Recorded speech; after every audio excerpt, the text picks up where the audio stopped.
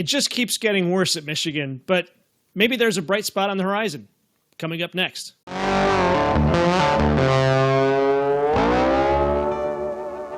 Welcome to the Point-A-Minute show on Michigan football at the Voice of College Football, where we average one outstanding point for every minute of video. My name is Cliff. His name is Mac. Let's get into it. So Michigan had a chance against Indiana, but came up short. About a yard short, as it turns out. Michigan is now 10 games into the season and still looking for win number 6. They've got a bye week, although that didn't help before, and they face off against Northwestern and Ohio State coming off of the bye week. What's the bright spot on the horizon? The 2025 recruiting class looks to be very impressive, but recruits decommit all the time, and if Michigan looks like a lame duck under Sharon Moore, how many of them are going to stay committed? Before we get into whether Sharon Moore can be saved by the 2025 class, though, let's talk about what's going on right now. Michigan lost to Indiana Saturday, as we said, and it looked for all the world like they might make a comeback and get the win, but they didn't. Bad play calling, bad clock management, and you can't blame the refs this time. There were calls for both Wink Martindale and Kurt Campbell to resign, but Michigan's defense played well against Indiana, all things considered. Should Wink be fired?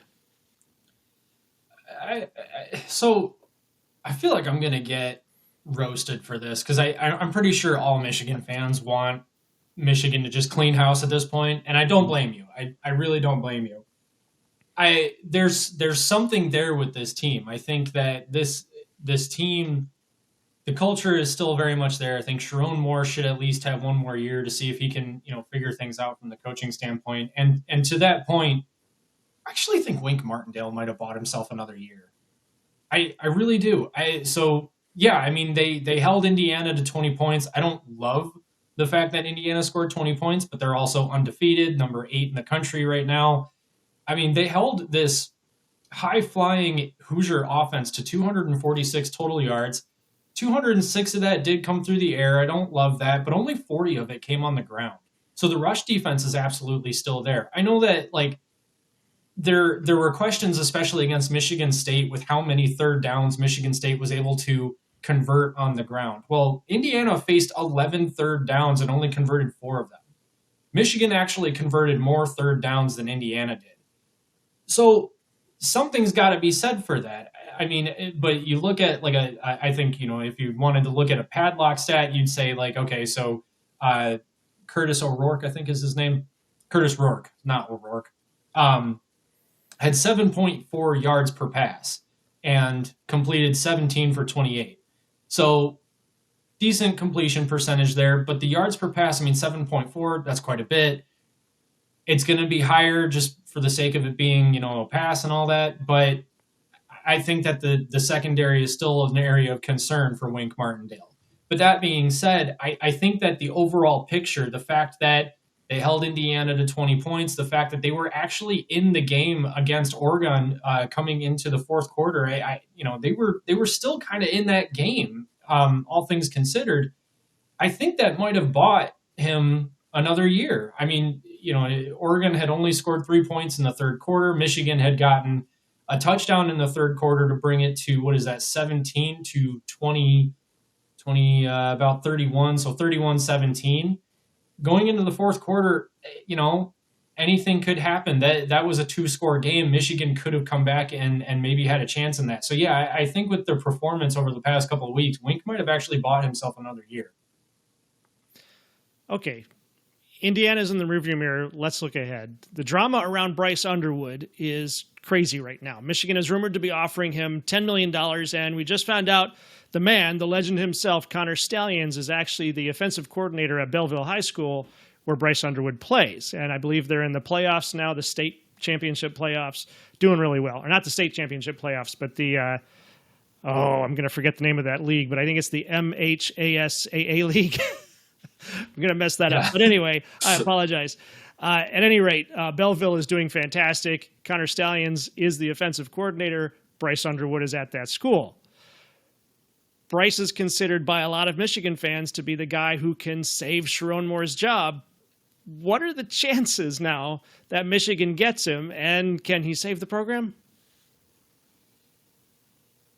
I don't know what the chances are that Michigan lands Bryce Underwood, it looks good. It does look good, and the fact that Connor Stallions is at Belleville right now, I mean that's kind of huge. That Michigan is clearly digging into their pockets, looking at an NIL deal that's worth somewhere around $10 million. I mean that's just insane. But if they can do it, then great. I guess my fear is that they're putting so much on the shoulders of Bryce Underwood that if he comes here and feels that pressure, is he going to end up not doing so well? I don't know, but I think that no matter what happens, whether or not they land Bryce Underwood, they still need to have the coaching staff and the players around him. They still need to bring in a bunch of offensive linemen. They need to beef up that line. That line has been atrocious this year. They do have some good linemen coming in. They've got some good people coming in on the defensive line as well. I'm just kind of looking through their 247 sports recruiting rankings right now. Number 11 in the nation for 2025 recruits, so not looking bad. But I think all things considered, Sharon's got to put the right coaches in the right spot. LSU's offensive coordinator left LSU, so that's a big step towards Bryce Underwood coming to Michigan. But I think it's all moot if Kurt Campbell, unfortunately, is still the offensive coordinator. We'll get to this in a minute. But I think that the biggest question is whether or not Sharon Moore is willing to make moves in the offseason to make sure that Bryce Underwood, when he does commit, he knows that he's coming to a school that has a plan for his future. There's a proof of concept. I think that's a term that Steve Dace likes to use, is that there is a proof of concept for Michigan moving forward. Yeah. Offensively speaking right now, I don't really know what that proof of concept is. I know that Davis Warren is easily the best quarterback that Michigan has on the roster right now. He's not being put in situations to succeed. That being said, can Bryce Underwood come in and be better than Davis Warren in year one? I don't know. I think he'll probably need some coaching up for sure. But does Michigan have the coaching staff to coach them or coach him up? Mm-hmm.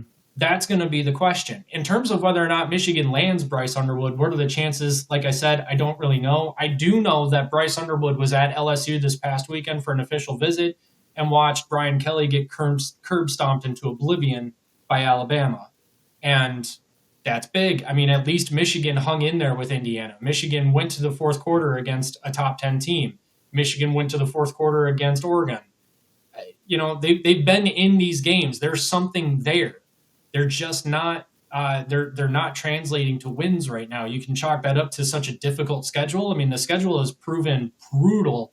No matter how good Michigan was going to be this year, they were going to pick up multiple losses. At least Bryce Underwood can see Michigan hanging around. They're not giving up. There's something to be said for that. Maybe he comes in and can save Michigan offensively.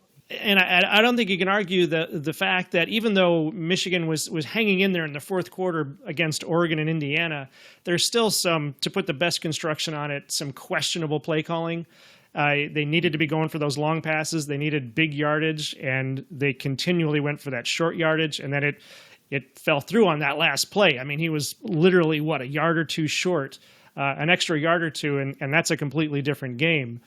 But they couldn't get there. And that's not the first time. That's been the case over and over again. So the recruits are seeing this. The recruits are seeing the bad coaching. Where does that leave this recruiting class then? Is there going to be enough left for next year for Sharon Moore to work with? So, yeah, I mean, there's going to be enough there. I think that the trick for Michigan moving forward right now is showing that they're committed to the long-term success of the program. And that is by putting the right coaches in the right spot. So I think it comes down to exactly what I had said before. Sharon Moore needs to make off-season moves that show that what happened this year was unacceptable. I mean, no matter, what you want to say about, Michigan going all in for the national championship season and completely foregoing recruiting any quarterbacks up to this point. I mean, J.J. McCarthy was the last real good, quarterback recruit that they had coming in until this next cycle. They've got Brady Hart coming in. They've got Jaden Davis on the roster right now. Jaden Davis needs to be coached up a little bit. Hopefully he doesn't transfer. Bryce Underwood, hopefully they'll land him. I think that there were some missed steps. I think that Harbaugh went all in on the national championship and left the cupboards, to a point, kind of empty for Sherrone Moore. But actually, the rebuttal to that, I'm going to kind of contradict myself fairly immediately here, though. The rebuttal to that, though, is that the cupboard really isn't actually as empty as you'd think it is. There's actually quite a bit of talent on the field. I don't know that you could necessarily argue that Indiana had the edge talent-wise. I think that they had the edge coaching-wise, and I think that Michigan, with better play calling, especially on offense, wins a couple of the games that maybe they should, or a couple of the games that they had lost this year. I think Washington would have been a win had Davis Warren continued to be the starter and had there been a bit better play calling. I think Indiana, actually, they had a chance to win that had there been better play calling and maybe a different offensive coordinator as well. And I think that's the point, is that these recruits need to see over the offseason, are they willing to make a move specifically at offensive coordinator? And if they don't, then, at that point, maybe you start to see some decommits. If they do, then I wouldn't expect any decommits depending on who they get. And I'm just going to throw this out there. Lincoln Riley's not looking too hot at USC right now. So maybe he comes to Ann Arbor. Who knows? That's all I'm going to say. That's all I can say. All right, well then let's leave it right there. What do you think about what we think? Leave a comment and let us know. You can find us on X. My handle is Dog Team Rivalry. That's DAWG Team Rivalry. And Mac is B1G Team Rivalry. That's Big Ten Team Rivalry. Stop by and give us a follow. If you want more great analysis on college football, check all the shows right here on the Michigan Football Voice of College Football channel and all of the Voice of College Football channels. You can also catch Mac and I live on the Big Ten Team Rivalry show Monday nights at 8. Right here on YouTube. Mac, take us out. This is Michigan Football at the Voice of College Football.